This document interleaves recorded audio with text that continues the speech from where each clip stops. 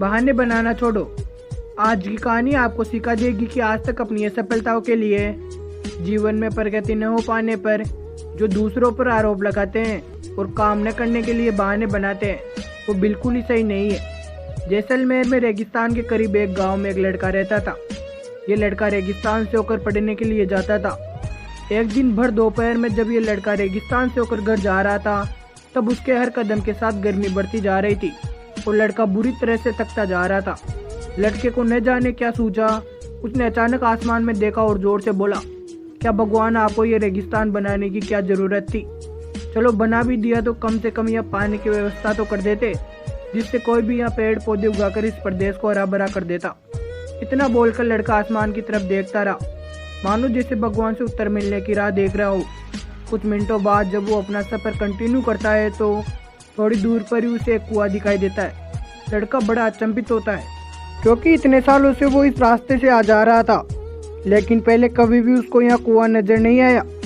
लड़का कुएं के पास गया तो कुएं में पानी था। लड़के को लगा कि उसने पानी की मांग करके गलती कर दी है, कहीं रेगिस्तान को हरा भरा करने का काम उसके माथे ना पड़ जाए। इसलिए वो भगवान से बोला, पानी तो आ गया, लेकिन बिना रस्सी और बाल्टी के वो पानी कैसे निकालेगा? लड़के ने इतना बोला ही था कि उसकी नज़र पास में ही पड़े रस्सी और बाल्टी पर पड़ी। अब लड़का डरने लगा, फिर कुछ सोचकर बोला कि मैं अकेला कैसे इतना सारा पानी ढो सकता हूँ। अगले ही पल लड़के को ऐसा लगा जैसे उसके पीठ पर कोई छू रहा है। उसने पीछे मुड़कर देखा तो एक रेगिस्तानी ऊँट वहाँ खड़ा था। अब लड़के को डर के मारे पसीने छूटने लगे। उसको लगा कि वो कोई भी बहाना बनाएगा और उसके लिए भगवान कोई तोड़ भेज देगा। इसलिए अब वो बिना कुछ बोले या सोचे चुपचाप आगे बढ़ने लगा। तभी एक कागज उड़ते उड़ते उसके चेहरे से चिपक गया। उस कागज को ध्यान से देखने पर लड़के को कुछ लिखा हुआ दिखा, जिसे लड़के ने पढ़ा, मैंने तुम्हें वो हर चीज़ दी है जिससे तुम इस रेगिस्तान को हरा भरा कर सको। ये पढ़ने के बाद भी लड़का चुपचाप आगे बढ़ गया। दोस्तों, अब आप अच्छे से समझ गए होंगे कि मैं क्या कहना चाह रहा हूँ।